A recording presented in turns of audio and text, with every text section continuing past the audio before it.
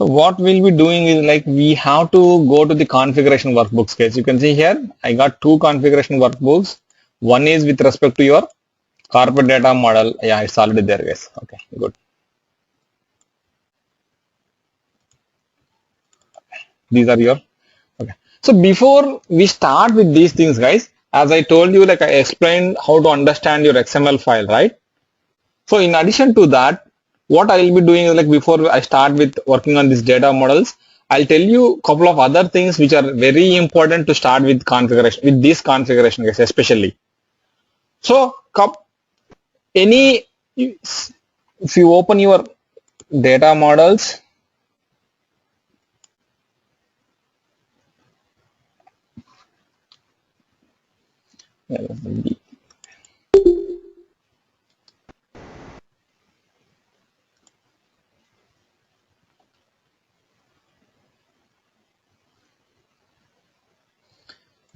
so we have seen, we try to understand this thing, right? So at a high level, you have your HRIS element, nothing but your object, and inside the object, it has couple of fields. You can see here HRIS field, and these are the different technical properties of your field. So if you see here, right, the visibility. So the visibility can carry three different options, guys. It can be none. I mean to say here, it can carry a value of none, or view, or both. None is nothing but the field is going to be hidden, guys. Completely the field is hidden and you cannot import data for this file, for this particular field via CSV files also, which means that as though you don't have any field in the data model, it is nothing but you have to define none to the visibility attribute, guys. And the other possible value for visibility is view, which is nothing but read only. You are defining that particular field as read only field. Okay, and both is nothing but you are defining the field as visible to the users, and at the same time they can edit the data, they can upload the data into this file or into that particular field from CSV files as well. So these are the three possible values that the visibility attribute can carry, guys. It's very important, guys. And your PII is only true attribute, like one either true or false.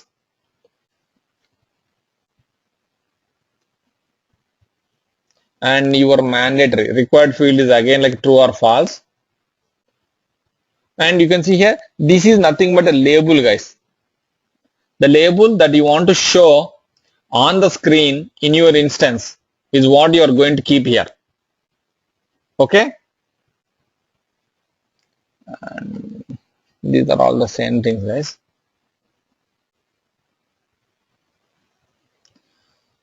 And before we start with this configuration workbook, you can see these are the different objects, right? Legal entity, business unit, division, location, job classification, all these things are different objects. Especially these are the foundation objects.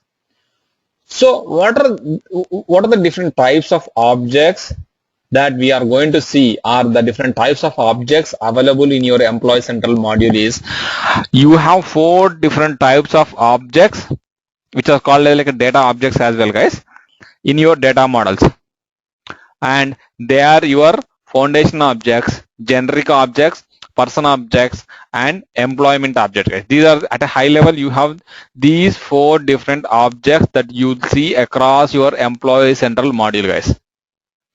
Let me talk about these things, then we'll go ahead and start the configuration. So you have your foundation objects, you have your generic objects and employment object, and then your personal object, personal or person object, guys. So why this classification is required and what we are going to achieve with this thing is that you have complete segregation. See, the moment you are talking about foundation objects are the building blocks for your organization data, guys. Let me repeat that, guys. Foundation objects is going to define or build your company data, company or enterprise or your organization data. Whereas your generic objects is going to be like, it is not going to be like any thing specific to your organization or to the employee, but they are going to have more kind of like what you call settings or configuration things that are going to be captured in the generic objects. See, if you are talking about vacation or position information, so that kind of information which is not specific to the employee, at the same time it is not specific to the organization, but they are like more of a kind of configuration that you want to store in the system, and where you are going to capture those information is in the generic objects, guys. Person and employment objects are more related to the employee, and employment object especially is more towards the employee data, but it is going to be relevant to the to carry out his job, basically his job information or his what you call pay details, his compensation details, those kind of things which are relevant or which are like the hours, the employee hours, the working hours of the employee, those kind of things which are closely tied to the employee, but at the same time they are relevant to accomplish his job or the duties in the organization, is going to be placed under the employment objects, guys. Person object is completely going to be personal details of the employee, like his personal, his first name, last name, his personal address, his dependent details, all those things are going to be categorized under personal objects. Okay, and the couple of examples with respect to your foundation, let me give a couple of examples, then you can see here.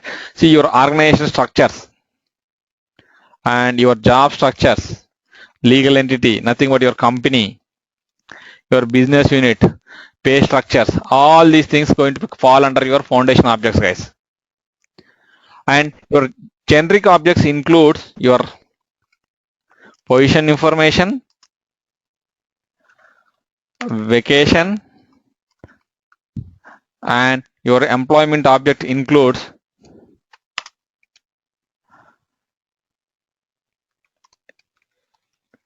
compensation data of employee, hire data of employee, any job related information, guys, of the employee is going to be categorized under employment objects.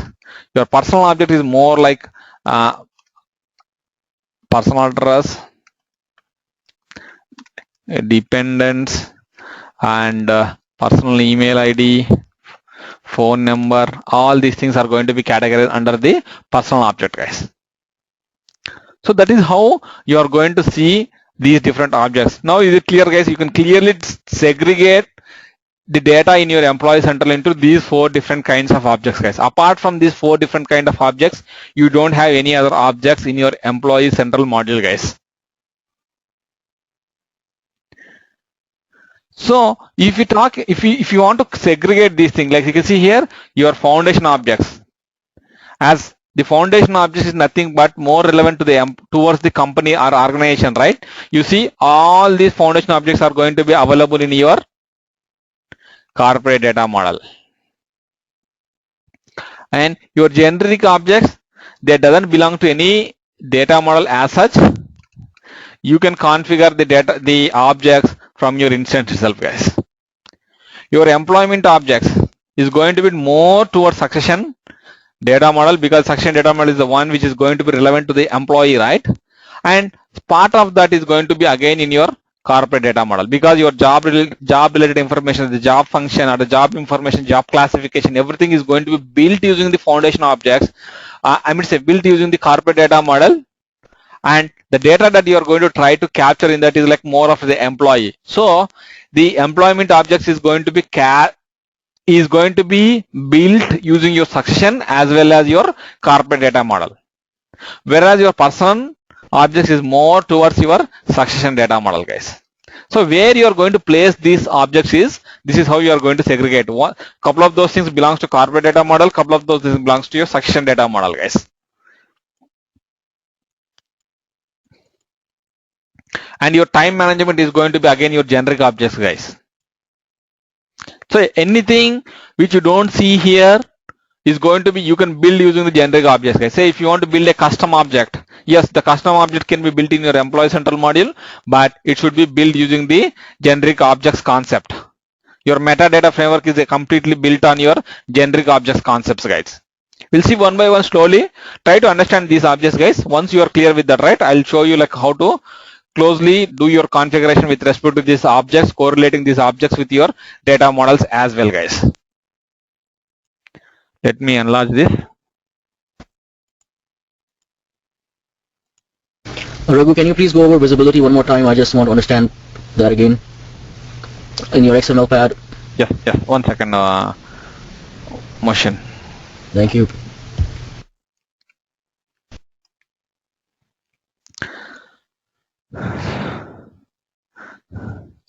Okay, visibility, right? So the possible values for visibility is a none, both, or it is going to be only visible. So you can only read only them, or you want to make that particular field as completely hidden from your data models or across your organization, or you want to make them as view only, which means like a read only, or you want to make them as both, which means that you can edit the field at the same time you can read that particular field, which means that it is visible to you. None, view, and the other one is the both. Those are the three possible values for a visibility attribute motion. And it's very important, guys. And your configuration workbooks are nothing but say if a client is giving requirements. Yes, you are going to note down all the requirements, but how you are going to convert those requirements into configuration is like in between you have to prepare configuration workbooks, guys. The configuration workbooks, the moment you prepare configuration workbooks, you have to make sure that all the requirements provided by the customer has been captured in that, and the configuration workbooks is the reference for you to go ahead and do the configuration in the system. And you will go through, you will sit along with the customer to make sure that you captured everything in your configuration workbook.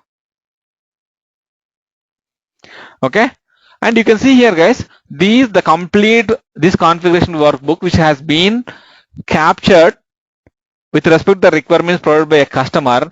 And how you are going to read this configuration workbook is, let me tell you, you can see here there are a couple of sheets, right? You see here, these are the different sheets, and these sheets will give you the object details. So whatever the objects that customer feels to be configured as per their own requirements, which means that they have their own custom requirements. They don't want to go with the standard success factors provided objects or data models, guys. So whenever any customer has some deviations with respect to the standard things provided by success factors, you have to identify their requirement is going to fall under which particular object. So say my customer tells that he needs a couple of additional fields in the company. So the company is going to be one of the foundation object, guys.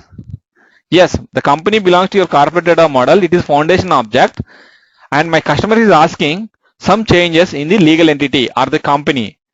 So I have to capture all those requirements, and how I am going to capture those requirements or how I am going to prepare a configuration workbook based on those requirements is, you can see here, for your legal entity, you have to keep a worksheet here.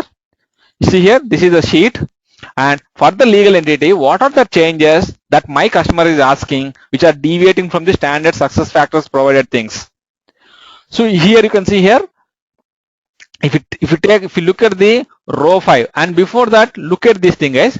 Yes, the legal entity is the object, and in the legal entity you can see here the legal entity is the name of the object. If you correlate this with your data model, you can see this is your data model, guys, and you see here the first object name is legal entity, your HRIS element name is legal entity. But my customer, where do you find that in the success factors instances? Let me show you that, guys.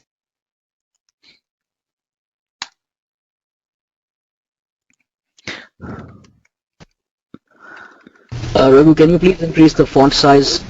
Yeah, sure, motion. It was already. Yeah. Thank you. Is that fine now?